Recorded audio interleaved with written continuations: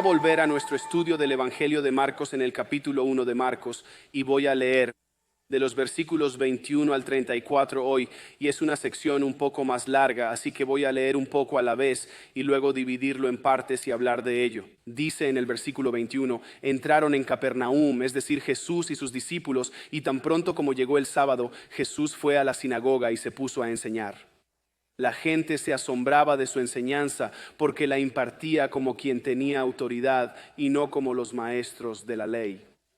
Y voy a detenerme aquí. En el versículo 1, lo que me siento llevado a enfatizar es que Jesús fue a enseñar en la sinagoga local.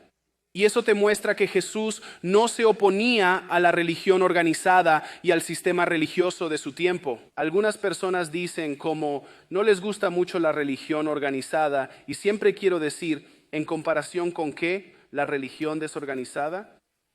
Porque si eso es lo que quieres, hombre, tenemos algo de eso también, ¿sabes?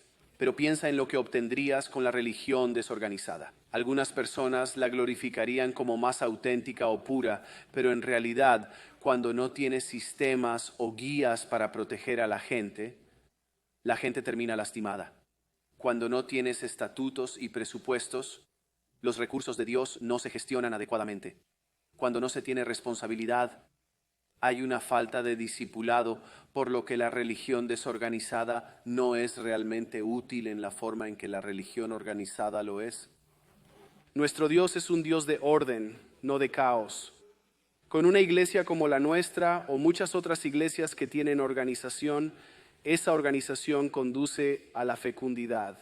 Tenemos sistemas y directrices en el lugar. Los sistemas que le ayudan a conectarse y crecer en su caminar con el Señor. Tenemos lineamientos que gobiernan cosas como quien puede trabajar con niños. Eso es algo bueno para tener un conjunto de directrices. Tenemos estatutos que rigen nuestra gestión. Tenemos presupuestos que rigen cómo usamos el dinero de Dios. Todas esas cosas crean responsabilidad y crean una manera de medir el progreso de lo que Dios está haciendo en nuestra iglesia. En realidad es bueno registrar los números cuando se trata de la obra de Dios en su iglesia local. Quiero registrar lo que Dios está haciendo. Quiero registrar cuánta gente está viniendo como personas que vinieron la semana pasada a la iglesia. ¿Sabían que tuvimos 191 adultos la semana pasada que recibieron una Biblia como nuevos creyentes? 191 personas se salvaron y más de 80 personas fueron bautizadas. Quiero grabar esas cosas. ¿Por qué? Porque hay un cierto sentido donde el reino de Dios es como esta cosa orgánica que crece con el tiempo. Así que hay un proceso en el que puedes arar un campo y una temporada en la que echas la semilla. Y luego hay otras temporadas en las que estás esperando y regando. Y luego, de repente las cosas brotan y crecen y florecen y ves todo el fruto de ello. Pero hay momentos en el camino donde no ves mucho progreso. Hay algunos momentos en la iglesia y en tu vida y camino personal con Dios donde hay momentos en los que te sientes estancado, como si no estuvieran pasando muchas cosas. Pero en realidad hay cosas que están creciendo debajo de la superficie. Y en esos momentos en que te sientes estancado, es útil poder mirar hacia atrás en el pasado y recordar lo que Dios ha hecho. La Biblia dice, recuerda al Señor, recuerda lo que Él hizo, recuerda lo que Él dijo. Necesitas recordar porque eres muy propenso a olvidar. Y estamos propensos a olvidar todo lo que Dios hizo y dijo en el presente cuando estamos frustrados por nuestras circunstancias. Así que lo que tenemos que hacer es recordar lo que Él hizo en el pasado para edificar nuestra fe en el presente. Pero usted no recordará si usted no registra lo que Dios hizo, y usted no registrará lo que Dios hizo si usted no tiene organización. Así que si tuviste una experiencia frustrante o dolorosa con la religión organizada en el pasado, en realidad no es con la religión organizada con la que tuviste un problema. Probablemente tuviste un problema con la religión falsa o la religión malsana o la religión hipócrita. Necesitamos en esta temporada, en este momento de la vida, abrazar la iglesia local y todos sus sistemas y directrices y límites que Dios nos da, no para restringirnos, sino para mantenernos a salvo. Jesús participó en la sinagoga local, el sistema organizado de culto. En el versículo 22, la gente se asombraba de su enseñanza, porque la impartía como quien tenía autoridad y no como los maestros de la ley. Entonces los maestros de la ley, que eran los rabinos y escribas, y la manera en que enseñaban, tenemos registro de esto, de cómo enseñaban, hablaban de la ley Y a menudo cuando enseñaban lo que son nuestras escrituras del Antiguo Testamento, pasaban mucho tiempo haciendo referencia a lo que los antiguos rabinos anteriores a ellos habían dicho sobre las escrituras. Así que muchas veces sus enseñanzas eran como: el rabino fulano dice que este versículo significa esto, mientras que el rabino fulano dice que este versículo podría significar eso. Y esto les permitía enseñar de una manera segura sin tener que tomar una posición concreta. Pero entonces llega Jesús y dice: esto es lo que dice la palabra de Dios, esto es lo que pasa. Y la gente estaba como: no hemos escuchado a nadie hablar con tanta autoridad antes de esto. Era inusual. Y me hace pensar en nuestro ADN. Es un poco triste. ¿Cuántos predicadores hay que predican de una manera que es segura y no ofensiva e insípida? Durante muchos años creo que a muchos pastores se les enseñó y aprendieron que la forma de hacer crecer una gran iglesia es asegurarse de no ofender a nadie. No digas nada ofensivo. ¿Cuántos de ustedes saben que si no ofendes a nadie, probablemente tampoco estás ayudando a nadie? Les enseñaron: no digas nada controversial. Y muchos predicadores, muchas iglesias, cuando hablan de algo que incomoda a la gente, pasarán 15 minutos disculpándose por ello y dando advertencias. Así que cuando terminan, es como si lo que dicen pierde todo su poder. He escuchado a pastores disculparse por la palabra de Dios. Literalmente he oído a un tipo, creo que fue hace 1 año o 2, que dijo como: ya sabes, lo siento que dice esto. Si yo fuera Dios no lo habría hecho de esta manera, pero bueno, es lo que es. Eso es vergonzoso. Es vergonzoso y es cobarde, pero es seguro. Y hay algunas personas en el mundo de hoy que quieren seguridad. Un cristianismo cómodo donde no se hacen enemigos. Pero puedo decirte que si tu fe no te causa enemigos, probablemente tampoco estés haciendo la diferencia.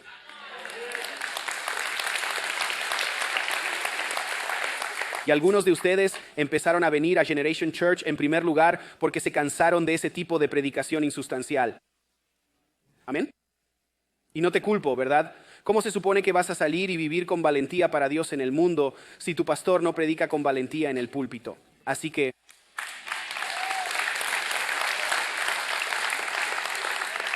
invita a tus amigos.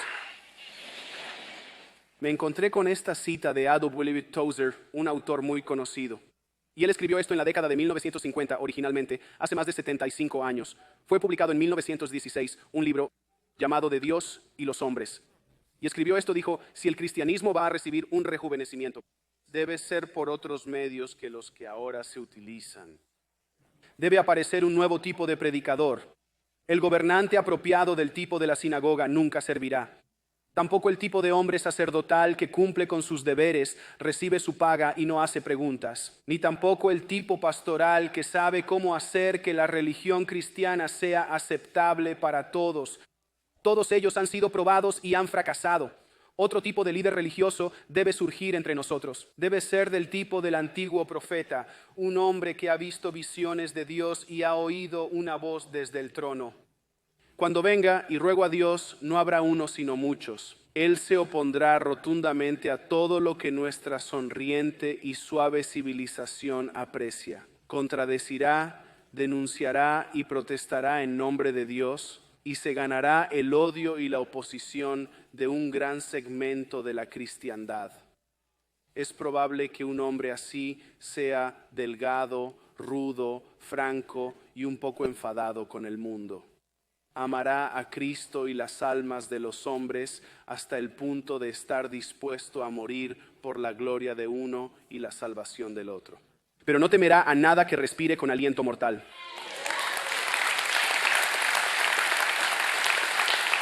Ruego a Dios que me ayude a mí y a muchos otros predicadores y a todos ustedes a ser esa clase de predicador de la verdad a este mundo. Y oro para que la iglesia americana anhele ese tipo de predicación en nuestros días. Nuestro amigo Charlie Kirk era odiado porque decía la verdad. Y usualmente era verdad que, hay cierto tipo de personas que no quieren escuchar la verdad, ellos solo quieren lo que quieren. Y entonces la verdad es etiquetada como odiosa, divisiva e intolerante por esas personas. Yo siempre digo que la verdad suena a odio para la gente que odia la verdad, pero amor para aquellos que aman la verdad. Como pueblo de Dios, amamos la verdad. Jesús pudo enseñar la palabra con toda autoridad, a diferencia de los otros maestros de su tiempo, porque Él era el cumplimiento de toda la ley y los profetas. Las escrituras, nuestras escrituras del Antiguo Testamento, apuntaban a Él. El Espíritu Santo que inspiró las escrituras, el Espíritu Santo es Dios, así como Jesús es Dios. Así que Él, como Hijo de Dios, podía enseñar con toda autoridad al comunicar la palabra de Dios. Ahora quiero que piensen en eso comparado con la forma en que es en el mundo en que vivimos. Al mundo en que vivimos le gusta que las cosas sean relativas, a cada uno lo suyo. Tu verdad no es necesariamente mi verdad. Eso es lo que el mundo dirá, ¿verdad? Le gusta que todo sea relativo para que nada tenga autoridad. Si todo es relativo en tu vida, entonces no hay nada a lo que tengas que someterte y no hay nada por lo que tengas que cambiar. Si no hay nadie ni nada fuera de mí que sea una autoridad sobre mí, entonces puedo ser mi propia autoridad e incluso mi propio Dios, el Dios de mi propia vida. Y esa es la forma en que mucha gente lo quiere, y escuchas este sentimiento expresado muchas veces. Alguien dirá, ya sabes, bueno, ¿quién soy yo para decirle a otra gente que está equivocada? ¿O quién soy yo para decirles lo que deben hacer? Esto es lo que sé. Sé quién no soy Dios. Y tú no eres Dios. Dios es Dios. Él tiene la última palabra. Él determina lo que está bien y lo que está mal, lo que es verdadero y lo que es falso, cuál es el camino a seguir y cuál es el camino equivocado. Y todo lo que Dios dice se hace porque Él es el creador. Nosotros somos la creación. Él es el jefe. Él establece lo que es verdad y lo que es bueno. A veces, ya sabes, tenemos un tiempo difícil. Aceptar lo que Dios dice. Tal vez incluso tuviste una temporada en la que luchaste con el cristianismo o con algún elemento de nuestra fe y necesitabas que te convencieran y necesitabas pruebas y necesitabas investigar. Y lo entiendo. Eso está bien. Hay un elemento de eso que es normal, no es raro. Pero quiero que entiendas esto. Dios no está equivocado hasta que estés convencido de que tiene razón. Estás equivocado hasta que estás de acuerdo con lo que dice. ¿Entendemos esto? Hasta que no esté de acuerdo con Dios, estoy equivocado. Puedes estar equivocado, pero estás equivocado. Dios tiene razón y nosotros estamos equivocados hasta que nos sometamos a lo que Dios dice. Es verdad. Una cosa de Charlie que todo el mundo apreciaba era que estaba dispuesto a debatir con la gente. Estaba dispuesto a comprometerse con las ideas y escucharlas y hablar con ellas respetuosamente. Y trabajaba para convencer a sus oponentes ideológicos. Pero no estamos invitados a debatir con Dios. ¿Cierto? Se nos ordena estar de acuerdo con Dios y someternos a su palabra. Observa cómo habla Jesús en las Escrituras. Registra algunas de las cosas que dijo. Por ejemplo, en Juan 14:6, yo soy el camino, la verdad y la vida, contestó Jesús. Nadie llega al Padre sino por mí. Fíjate en lo que dijo. Él no dijo, yo soy un camino. Él dijo, yo soy el camino. No dijo, esta es mi verdad. Él dijo, yo soy la verdad. No dijo, vive tu mejor vida. Él dijo, yo soy la única manera de tener vida. No dijo, hay muchos caminos hacia Dios.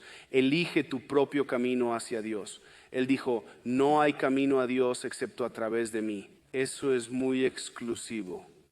Es inclusivo en el sentido de que invita a todos a venir a Dios a través de Él, pero es exclusivo en el sentido de que Él es el único camino a Dios. Si estás confundido sobre qué hacer en la vida, Jesús es el camino. Si estás cansado de mentiras, Jesús es la verdad. Si estás listo para vivir realmente tu vida al máximo, Jesús es donde se encuentra la vida plena. Esto es lo que dice en el capítulo 1 de Juan.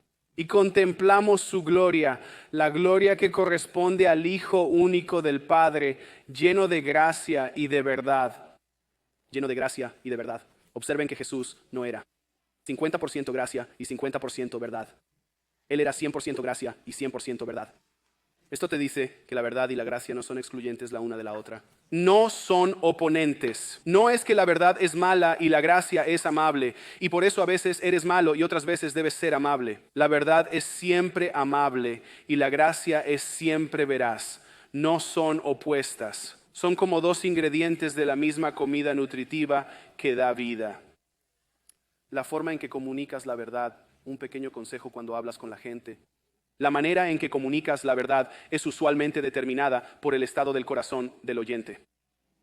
Cuando el oyente es duro de corazón, normalmente lo que más necesitan es una verdad dura. Y cuando tienes el corazón duro y estás lejos de Dios, alguien que te traiga una verdad dura y clara es lo más amable que se puede hacer por ti. Pero cuando alguien tiene el corazón roto y herido, usualmente lo que necesita es una verdad tierna. Y eso es sanador y reconfortante. Y eso es lo que Jesús hizo en las Escrituras. Él fue duro con los de corazón duro y tierno con los de corazón roto. Y eso es lo que hace por nosotros hoy. Dice en Juan 8:32, Jesús dice, y conocerán la verdad, y la verdad los hará libres. ¿Notaste esto? La verdad no te hace libre solo porque la verdad existe en alguna parte. Te hace libre cuando la conoces. Para que la gente la conozca, tenemos que hablar de ella. La decimos con amor porque amamos a la gente que necesita ser liberada. Amén. Ok, entonces Jesús está enseñando con autoridad y la gente estaba asombrada. No habían visto nada como esto y entonces todo toma un giro a la izquierda y las cosas se ponen dramáticas. Dice en el verso 23, de repente en la sinagoga un hombre que estaba poseído por un espíritu maligno gritó, ¿por qué te entrometes, Jesús de Nazaret? ¿Has venido a destruirnos? Yo sé quién eres tú, el Santo de Dios. Cállate, lo reprendió Jesús. Sal de ese hombre. Entonces el espíritu maligno sacudió al hombre violentamente y salió de él dando un alarido. Todos quedaron tan asustados que se preguntaban unos a otros, ¿qué es esto? Una enseñanza nueva, pues lo hace con autoridad. Da órdenes incluso a los espíritus malignos y le obedecen. Como resultado, su fama se extendió rápidamente por toda la región de Galilea. Así que Jesús está enseñando en la sinagoga y entonces un hombre poseído por el demonio grita y el demonio le habla a Jesús a través de este hombre. Y eso es realmente interesante para nosotros como cristianos hoy en día. Tenemos la oportunidad de leer básicamente una conversación entre un demonio y Jesús. Y podemos aprender algunas cosas de eso. Hay 5 cosas que quiero destacar de esto. La primera es que la verdad autoritativa de la palabra de Dios causó la manifestación demoníaca.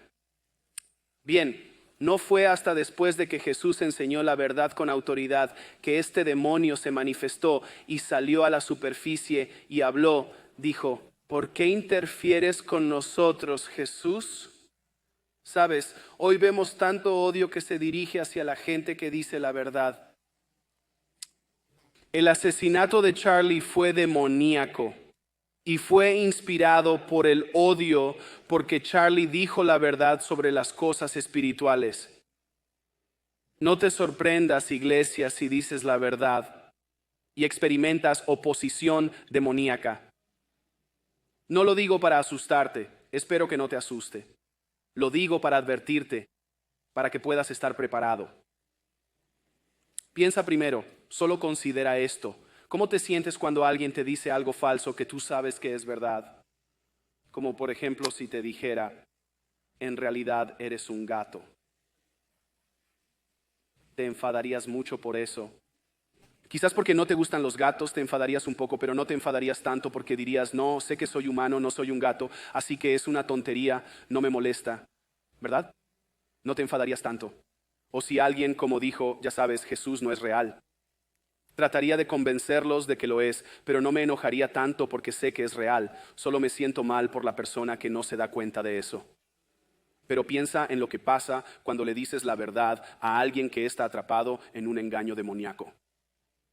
¿Qué pasa, verdad, si le dices a alguien que es como están empapados en el movimiento pro aborto y les dices que el aborto es en realidad un asesinato de una vida inocente?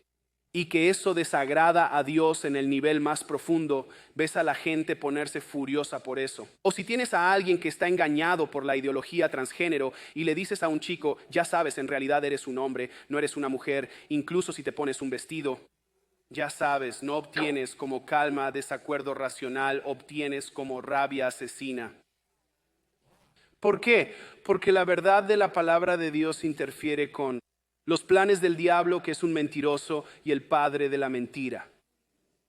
En esta temporada de despertar espiritual en el mundo de hoy, tenemos una mayor oportunidad de decirle a la gente acerca de la esperanza que se encuentra en Jesús. Pero entiendan esto, con una mayor oportunidad viene una mayor oposición.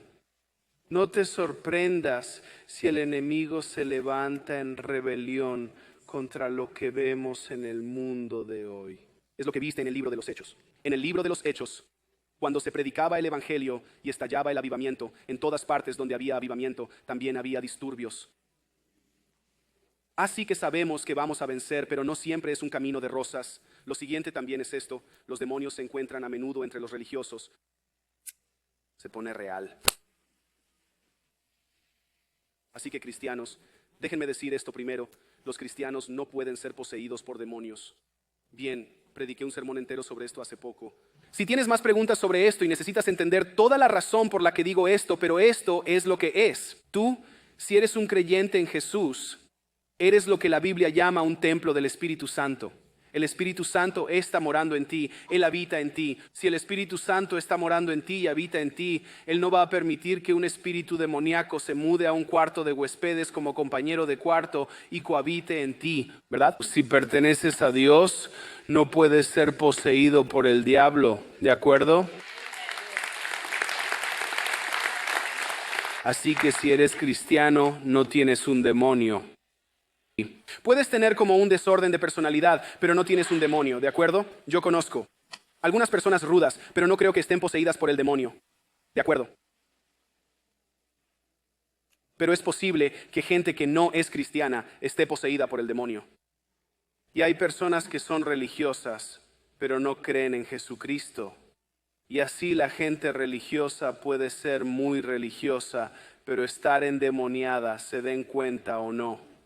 Dice en el verso 23, un hombre que estaba poseído por un espíritu maligno gritó.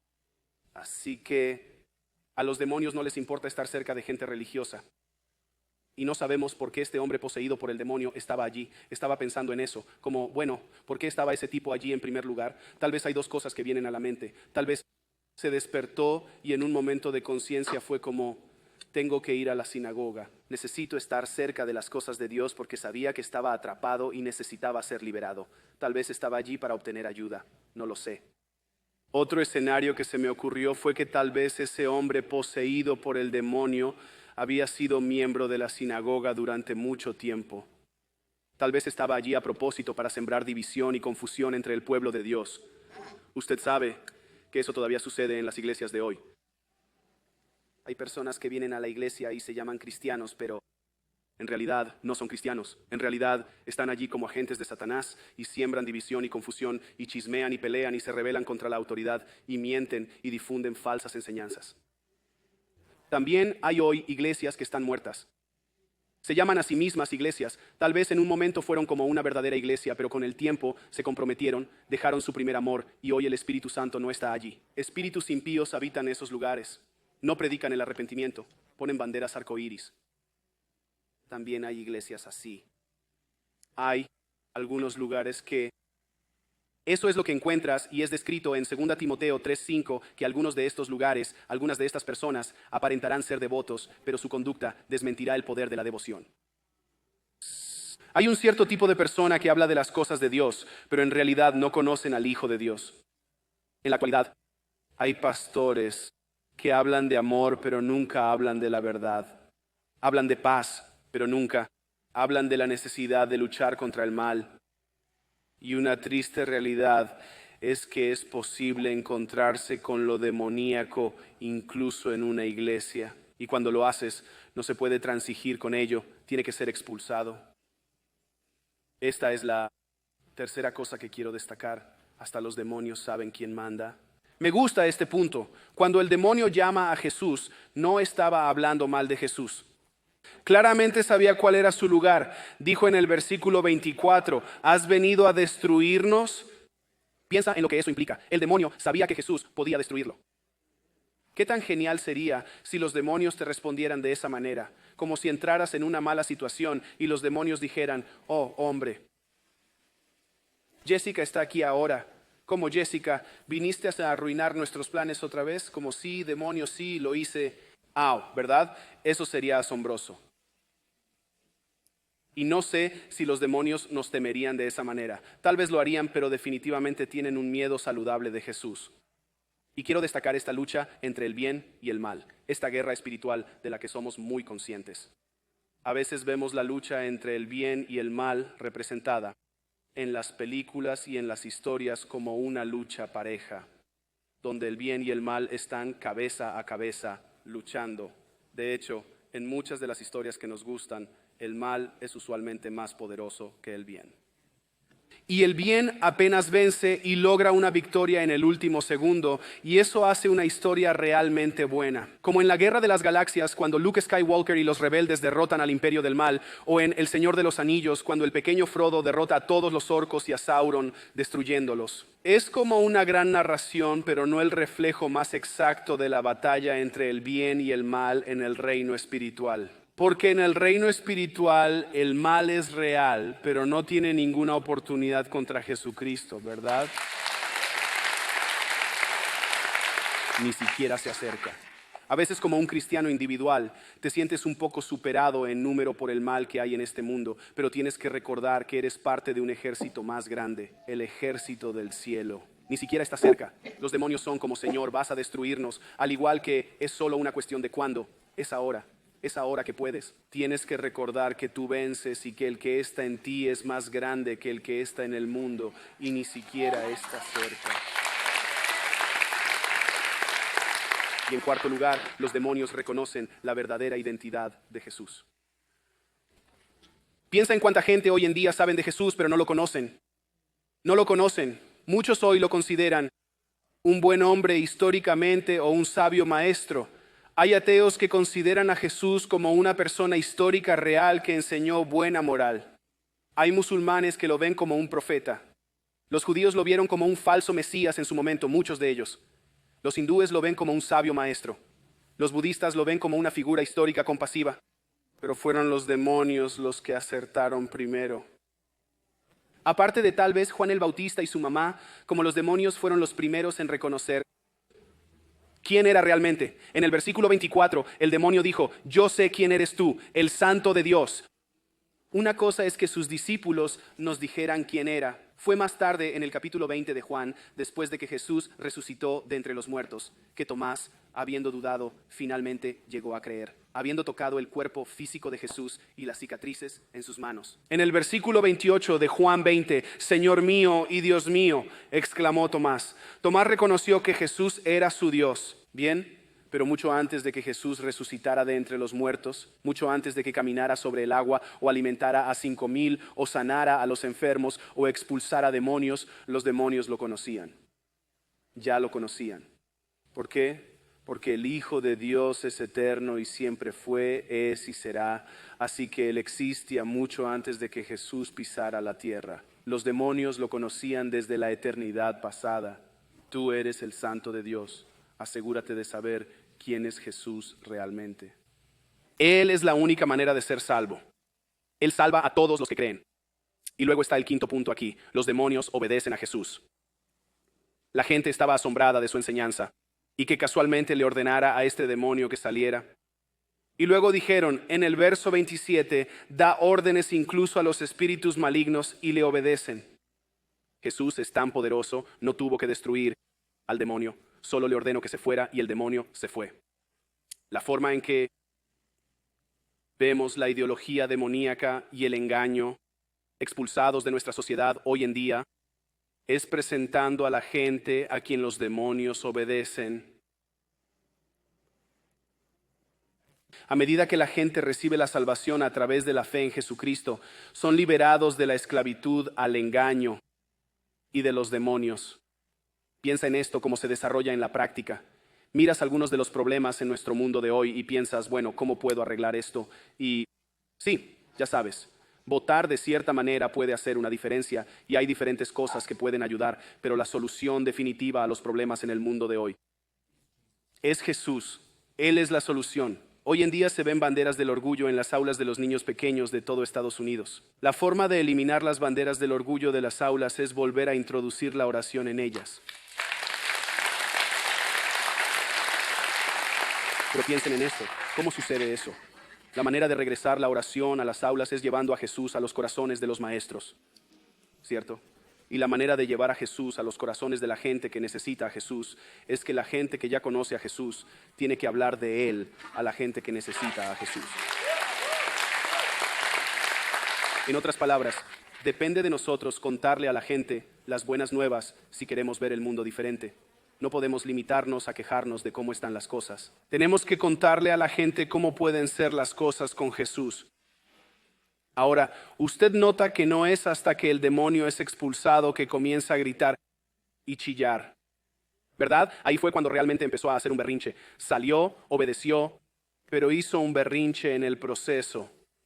Obedeció, pero no se fue en silencio. Y fuimos recordados en las Escrituras que las puertas del infierno no prevalecerán contra la iglesia de Jesucristo, pero las fortalezas del infierno no caerán calladamente. Cuando Dios está haciendo una buena obra en la vida de las personas, el enemigo responderá con gritos de condenación y mentiras para sembrar la duda. Por ejemplo, algunos de ustedes son nuevos en la fe.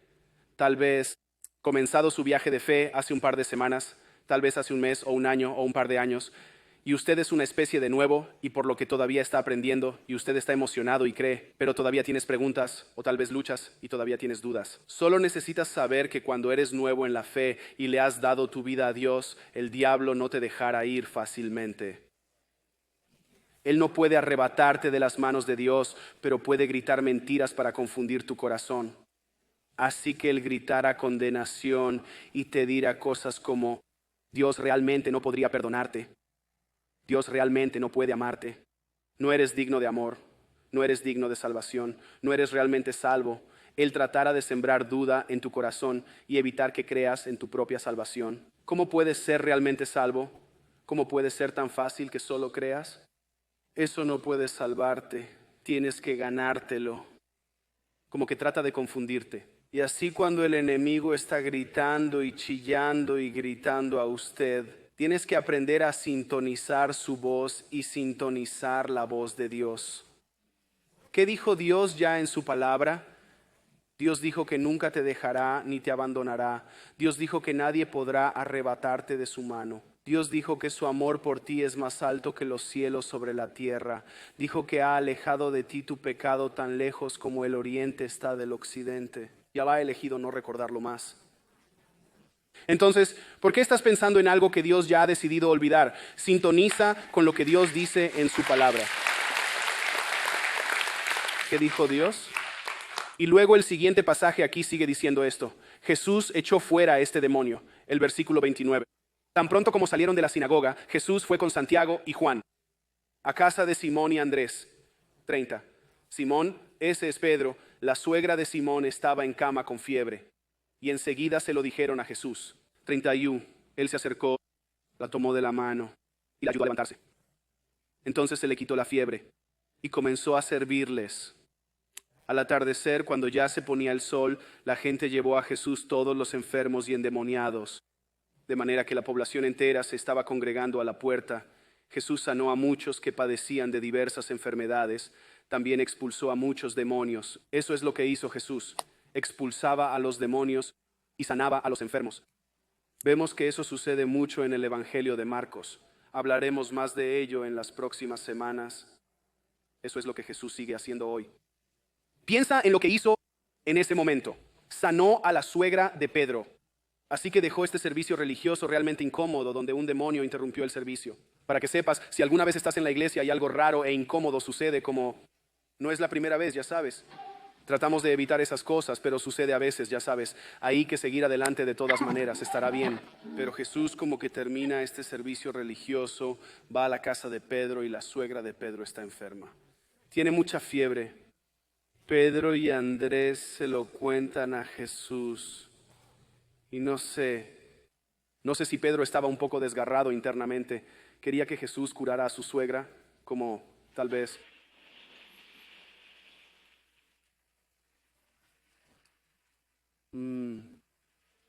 Tal vez estaba indeciso. No lo sé. No, estoy seguro. Estoy seguro de que definitivamente amaba a su suegra, como yo. Él estaba como sana la Señor, por favor. Y luego me encanta que ella se levantó y le hizo cena a todo el mundo. que es una lección increíble en sí mismo. Cuando Dios te cura, ponte a trabajar, ¿me entiendes? No sé si Jesús solo lo curó porque quería cenar, tal vez eso lo haría. El hombre también tiene que comer, ¿sabes? Así que todas esas cosas son posibles, pero Jesús hizo en este pasaje lo que vino a hacer y le dijo a todos lo que vino a hacer. ¿Sabes que hubo un momento registrado en el Evangelio de Lucas antes de nuestro pasaje de hoy? Sucedió antes en Nazaret, donde Jesús enseñó en otra sinagoga, la primera vez que las Escrituras lo registran enseñando en una sinagoga. Y esto es lo que enseñó. Usó, tomó el rollo de Isaías de nuestro Antiguo Testamento y leyó esto. Dijo en Lucas 4:18, el Espíritu del Señor está sobre mí, por cuanto me ha ungido para anunciar buenas noticias a los pobres. Me ha enviado a proclamar libertad a los cautivos y dar vista a los ciegos, a poner en libertad a los oprimidos, a pregonar el año del favor del Señor. Jesús estaba diciendo a la gente que esta profecía de Isaías, escrita 700 años antes, se estaba cumpliendo en él. El que vino a hacer esas cosas es Jesucristo. Y Él sigue haciendo esas cosas hoy. Cuando salva a las personas, las libera del cautiverio del pecado. Y podría haber algunos de ustedes que hoy se sienten casi oprimidos y en esclavitud hasta cierto punto. Si te sientes atrapado por el pecado, como que no puedes superar alguna adicción, si te sientes atrapado en la esclavitud de la depresión y no puedes liberarte, si te sientes como atascado y como espiritualmente no puedes encontrar esa libertad que anhelas, Jesús es el que libera al cautivo. Y cuando te salva, te libera de la opresión del pecado y de la muerte. Te libera para que vivas realmente en Él. Somos libres en Cristo y sanaba a los enfermos en aquel entonces. Literalmente dio la vista a los ciegos. Sanó a la suegra de Pedro de una fiebre. Resucitó al muerto Lázaro y sigue sanando a la gente hoy en día. Yo creo que Dios sana sobrenaturalmente. A veces en un momento Él solo sobrenaturalmente sanará a la gente y alguien que tuvo una herida física será sanado. Alguien que estaba enfermo será sanado. Dios hace eso. No siempre lo hace cuando queremos, pero puede. Y debemos pedírselo y creer en ello.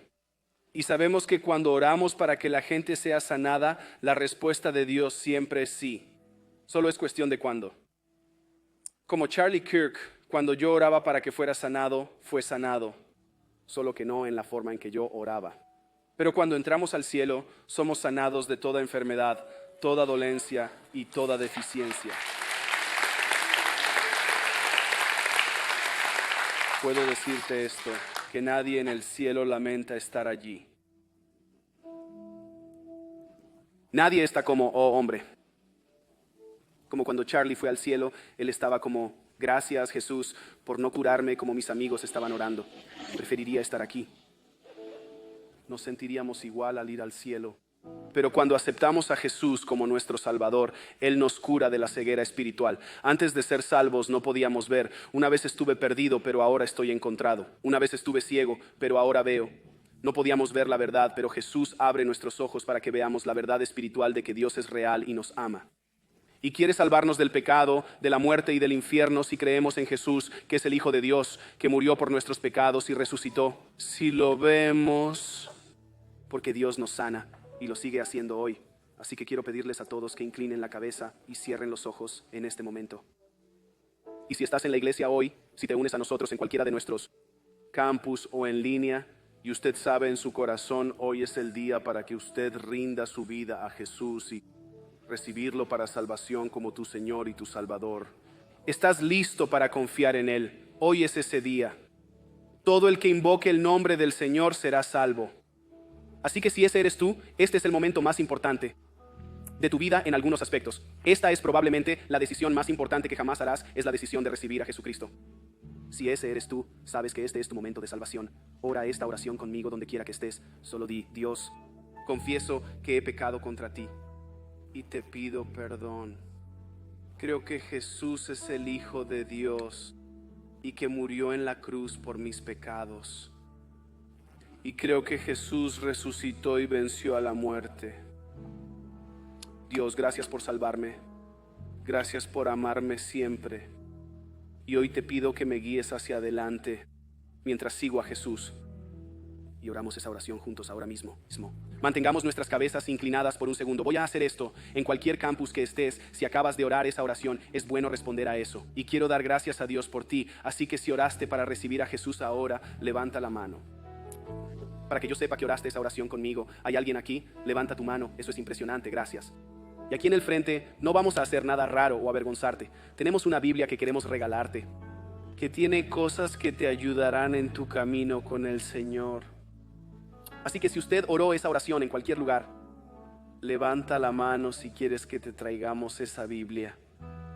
Estoy agradeciendo a Dios por ti. Cualquier otro, diga que es usted. También puedes parar en la mesa naranja al salir después del servicio, pero nos encantaría agradecer a Dios por ti en este momento. Cualquier otra persona, tenemos tiempo para ti. Levanten la mano y reciben una Biblia. Nos encantaría dártela. Increíble. Iglesia, ¿podemos ponernos de pie juntos?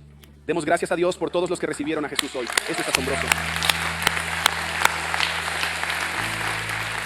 Y si eres alguien que diría, necesito un toque sanador en mi vida, ya sea que te sientas con el corazón roto o estés cargando dolor de tu pasado, necesitas saber que Jesús es el que sana.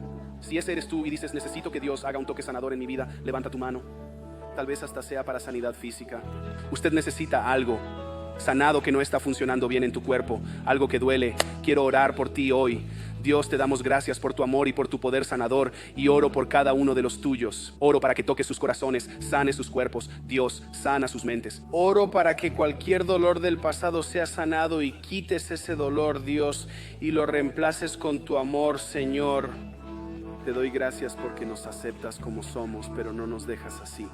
Nos cambias y nos formas y nos moldeas. Oro por todos los que hoy están tristes, para que alivies su carga y llenes sus corazones con la alegría del Señor. Te damos gracias, Dios, por tu consuelo y por todo tu poder sanador que actúa en nosotros. En el nombre de Jesús, amén, amén. Alabemos a Dios ahora mismo, vamos.